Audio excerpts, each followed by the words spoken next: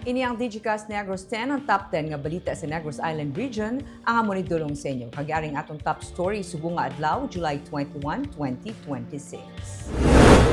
Empleyado sa Bacolod City Treasurer's Office ginausisa bangod sa reklamo nga nagapanukot sang tax nga wala naga-issue sang resibo. Grade 9 student nadakpan nga may balon nga illegal nga droga sa sulod sang iya bag sa eskwelahan. LPA ginapaabot nga mangin isa ka bagyo sa Miyerkules o kun sa Huwebes. 41 ka mga baligyaan sa palibot sa barangay hall sa barangay Tangob ginserbihan sang notice to vacate. Kag sa good vibes, Sagay City Softball Team ang nangin 2026 World Series Champion. Inatanan sa Digicast Negros 10.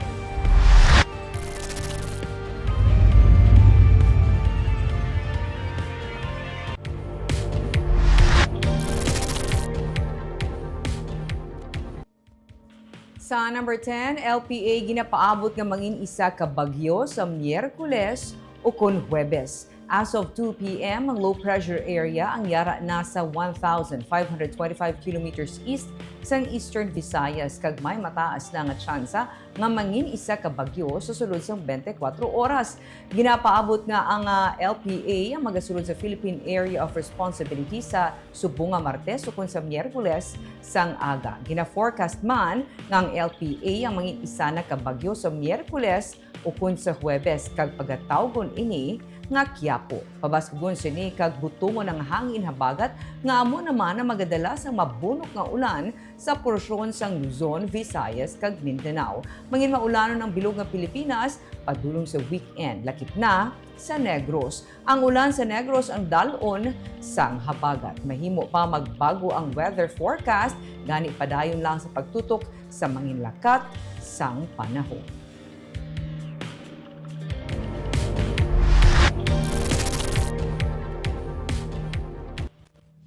Sa number 9, housing kag resettlement, isa sa prioridad sa Kanlaon Rehabilitation and Development Program para sa 2026. Pondo para sa housing kag resettlement para sa mga apektado sa Bulkan Kanlaon ang nalakip sa priority para sa 2026.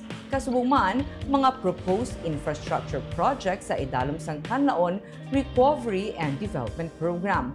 May 1.5 billion pesos nga balor sa mga projects sa idalom sang KRDP ang nalakip sa priorities sini nga 2026 kasubong man for implementation. Ginsiling ni Office of the Civil Defense Regional Director Donato Sermeno III nga sa Hulyo 24 magasubmit na sila sa mga kinahanglanon nga document para sa ginapropose nga project sa idalom sang KRDP.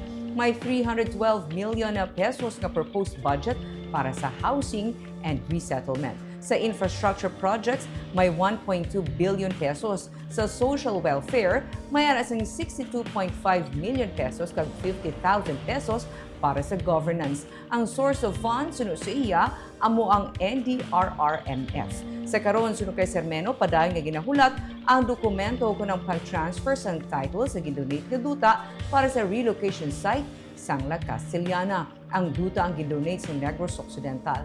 Padayon ang processing suno sa iya. Nalakip man sa priority projects and relocation sites sa mga apektado sa Canlaon City. So, sa July 10 na mo itong deadline namon, so nag-submit na sila. So, buong gina-vet namon, ginalantaw naman ang completeness niya. Kaya sa 24, mo na ang pag-submit namon sa may central office para masugura na pag-process ng pag-download sa priority programs, projects, and activities for 2026.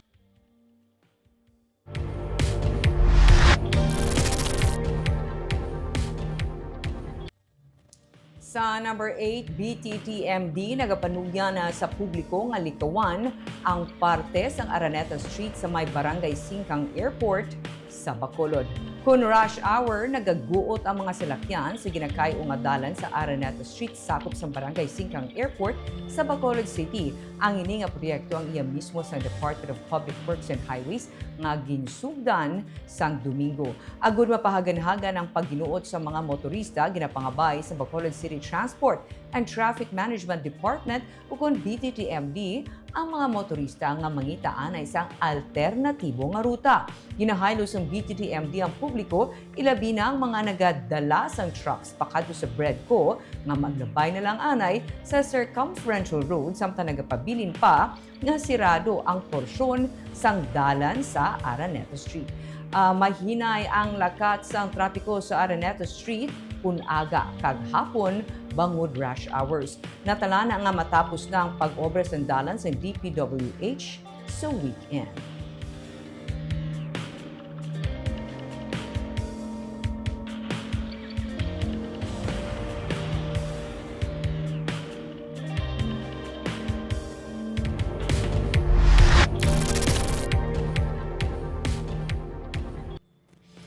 Sa number 7, construction worker patay matapos makuryente. Nakibot ang isa ka residente sa sitio Lupni, Barangay Hilamunan sa Cabancalan City nga may naggahod sa gwa sang ila balay. Mga alas 3 ang kaagahon sa Lunes, Hulyo 20. Pagwa ni alias Jeneline, iya nakita ng isa ka lalaki na nagahigda kag wala na nagakihom malapit sa gin-install nga electrical perimeter fence. Hindi niya kilala ang lalaki. Nagwa sa investigasyon sa Cabancalan PNP nga nahikapan sa lalaking live wire sa kudal nga nagapalibot sa Manukan. Ginkilala na patay kay alias Ray, 24 anyos, taga sitio Pasto sa Barangay Hilamunan. Suno kay alias Jeneline, nakahibalo mga pumuloy sa lugar nga may kuryente sa nasambit nga kudal. Rason nga wala sang may nagapalapit sa sini nga private property. Ginsiling ni Polisa Gilbert Alunan, ang Deputy Chief sa Cabancalan PNP, padayon pa ang investigasyon agud mahibaluan kung ano ang rason nga yara sa lugar ang lalaki. So, bali may siya ng settlement sa between sa owner kag sa pamilya. So, willing na ang atong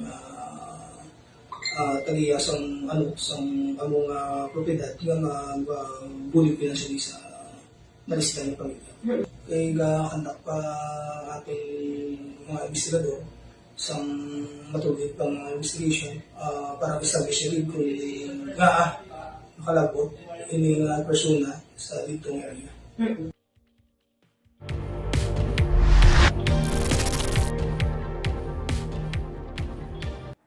Sa number 6, mag-utod nga nagpatay sa manug-deliver tinapay, arestado. Kaso nga murder ang ipasaka sa mag-utod nga nagpatay sa manug-deliver tinapay sa bakery sa PLDT Baybay, Barangay Mambulak sa Silay City sang Domingo sang gabi. Nagpalagyo ang mga suspect matapos ang krimen apang sa hot pursuit operation na dakpa ng isa sa mga suspect na si alias Edward. Samtang iya utod ni si alias Gus ang naaresto sang Lunes, Hulyo 20. Anom kabuno sa lawas ang naangkon sa biktima nga si alias Erwin. Nagwa sa investigasyon nga nagapungko sa atubang sang iya balay ang biktima sang siyang ginbuno sang mag-utod. Ginsiling ni Police Lieutenant Colonel Edison Garcia, hepe sang Silay PNP, nga daan nga hiligot anon ang motibo sa krimen. Mga suya-suya lang man na. Ang aton, mga suspect, wala man ni sir background or record before. Why man? Actually, si victim niya nag-ano gani naghangkat sa ila eh. Tapos daw na ano na sila na impito, bla. Daw muna.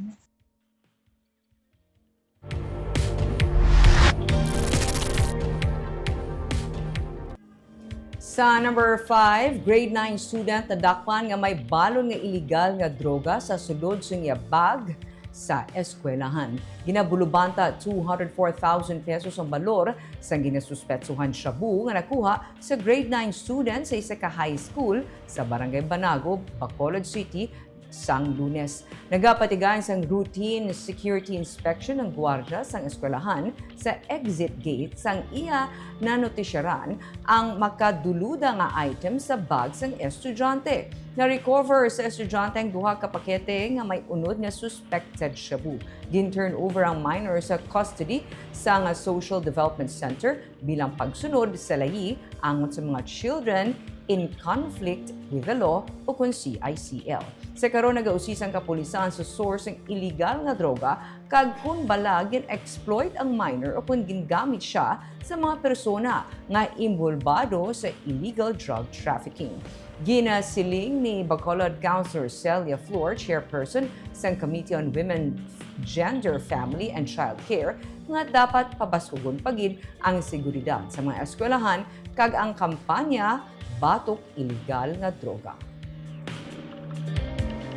Tani ikuan pagid naton more vigilance from the schools, no, kag ang security sang kabataan among unahon.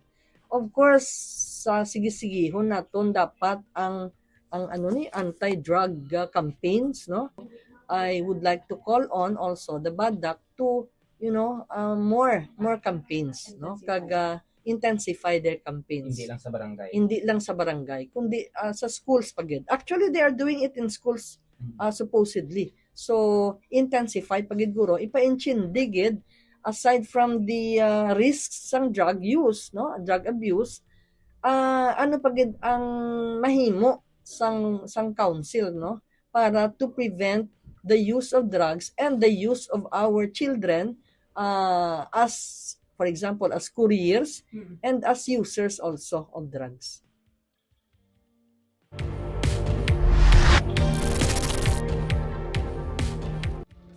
Sa number 4, gobernador nagalaom nga malampuwasan kag matigayon eradicate ang ASF. Nagapabilin nga under control ang African swine fever cases sa Negros Occidental. Sa datos nga release ni Negros Occidental Governor Eugenio Jose Lacson sa media sining nga Hulyo 21, may 2,188 ka mga baboy nga nagkalamatay gikan sa 14 tanan ka mga LGU sa probinsya. 3.54% ini kung ibase sa total hog population sang 14 nga LGU nga yara sa 61,854. Ang 2,188 ka mga patay nga baboy ang naigo siyang nagkalain-lain nga masakit. Labing mas maayong sitwasyon karon sa probinsya kung ipaanggid sadtong tion nga una nga nag-igo ang ASF kung sa diin mayara sang massive hog deaths suno sa gobernador. Humalin sa record sa nagligad nga semana, 3 lamang ka baboy ang nagdugang sa hog mortality. Nagalawang si Lacson nga mangintayuyon ini kag ma-eradicate liwat ang ASF.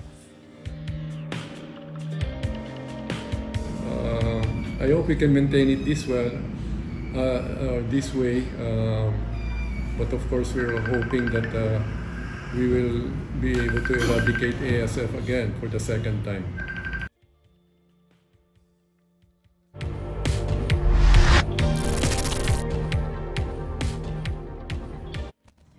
Sa number 3, 41 ka mga baligyan sa palibot sang barangay hall sang Tangub ginserbihan sang notice to vacate. Tubtub sa Agosto 3 na lang ang ginhatag nga tion sa Bacolod City Legal Office sa 41 ka mga baligyan sa palibot sang barangay hall sang barangay Tangub sa Bacolod City agud voluntaryo nga maghalin sa ilang nga pwesto. Suno kay Levi Pange, ang pamuno sa CLO enforcement team, nagalapaw na sa sidewalk ang mga baligyaan. Rason nga nagakaapektuhan man ang lakat sang trapiko. Lakip sa mga ginserbihan sang notisya amo ang mga nagabaligya sang utan, isda kag mga tiyangge sa palibot sang barangay hall. Nagpatukod na mga ini sang permanent structures nga hugot man nga ginadumilian sang CLO.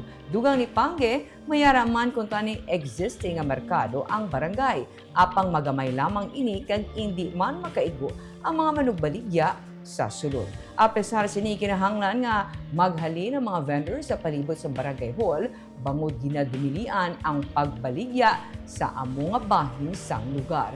Sandig sa pagpangusisa sa enforcement team, nagabayad man sang arkila ang mga vendors sa barangay. Pero hindi ini rason agud makapatukod sila sang permanent structure.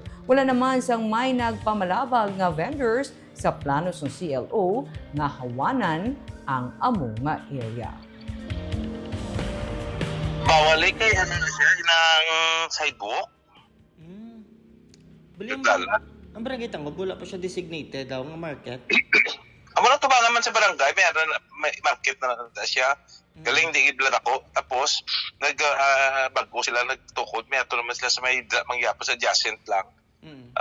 Sa may northern part na naman siya. Dako naman, amo ng market nila, subong dako ng ginaka-construct subong.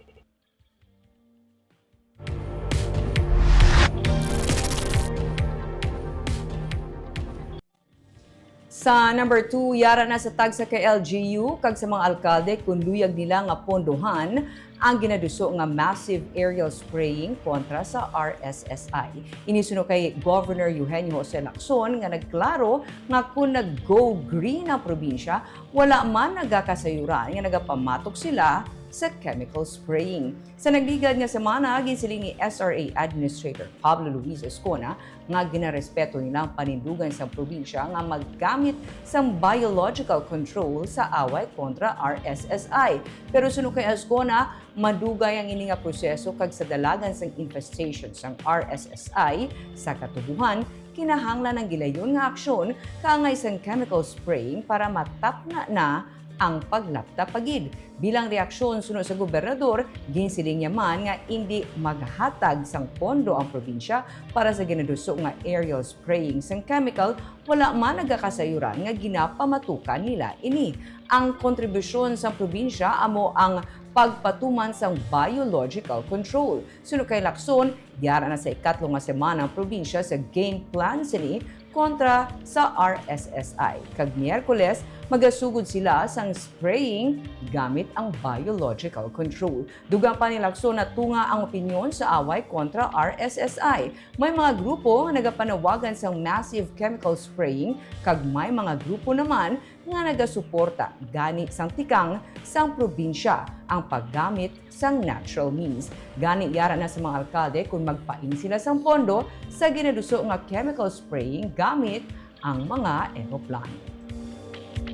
On the part of the province, if I can recall my statement, I said that we will not fund or support the proposal to use big planes for aerial spraying. That is not the same as saying we oppose. This will be the contribution of the province. Okay, so this is the direction that we're going, biological control. So SRA says that there's a need for a massive aerial spraying. I will now let the LGUs, through their local chief executives, decide what is best for their community. I mean, they should know best, no? Because if I listen to opinions, it's really down the line, split. No? There are groups that are calling for massive aerial spraying. There are also the same number of groups that are saying no, we agree with the direction of the province.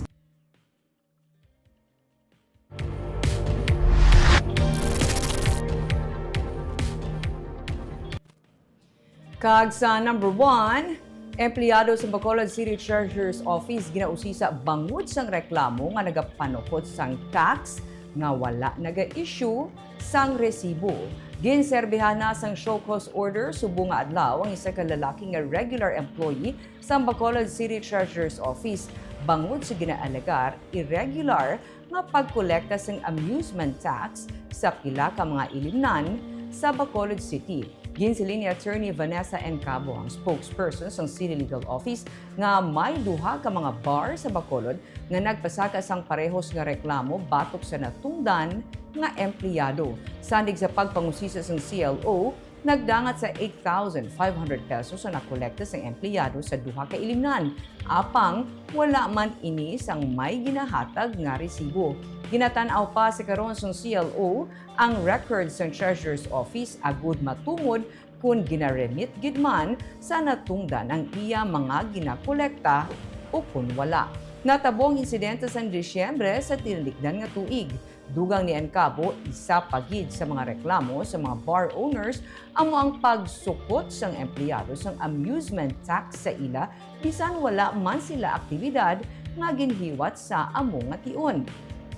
Suno kay Encabo, obligado lamang ang mga establishmento nga magbayad sang amusement tax fee kung may aktibidad sila nga ginhiwat. Ginhatagan na sa CLO sang 5 ka adlaw ang natungdan agud maghatag sa iya nga bahin.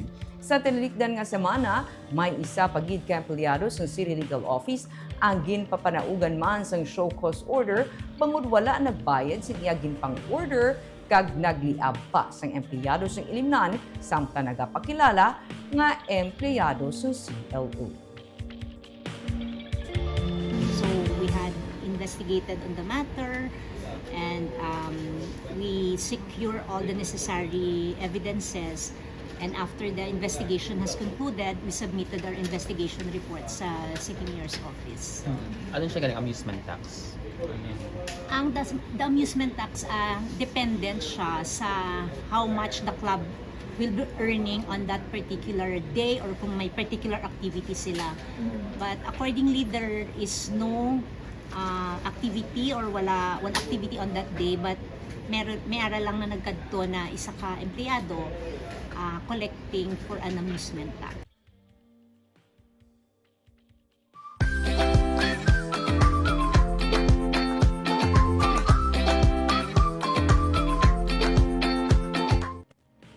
Sa Good Vibes Sagay City Softball Team 2026 Pony World Series champion. Ang mga student athletes halin sa Schools Division Office ng Sagay City captured ang naging kampyon sa 2026 Pony International Softball World Series 14 and under division sa McAllen, Texas. Ilang nga ginpierde ang R12 Kino T sang Mexico sa finals sang Lunes. Ang team Sagay City ang nakakuha sang back-to-back na kadalagan kontra sa Mexican team para makuha ang titulo. Sa 30 ka mga international teams sa 11-game tournament campaign, Sagay City ang nagpangibabaw.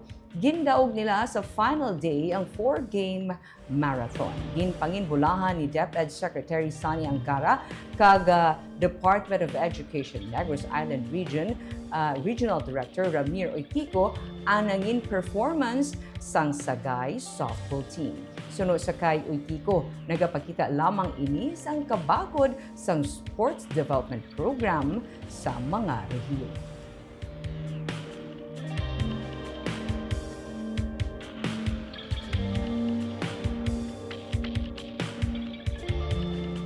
And of course, congratulations liwat sa Team Sagay. Kag kita naga-shout out sa aton mga live viewers kay Chona Evangelista Caredo. Maayong hapon, Digicast Negros watching from Singapore. Gloria Bantigue, good afternoon, Digicast NIR. Kag Ma'am Barbara Mijares watching from Pulupandan. Mirna Garrido Clavel, good PM, Digicast Negros, and Ma'am Barbara watching from Bacolod. Hello, ma'am. Jonard Onciano, grabe nga gatas balon. Reaksyon ni sir sa isa ta ka story kung sa diin nakita ang allegedly suspected drugs sa bag sang isa ka estudyante. Marvy Cepriano Aquino, maayong hapon Digicast NIR, maayong hapon Ma'am Barbara watching live from Silay. Also, good afternoon kay Sir Romel Mahilom Gallo.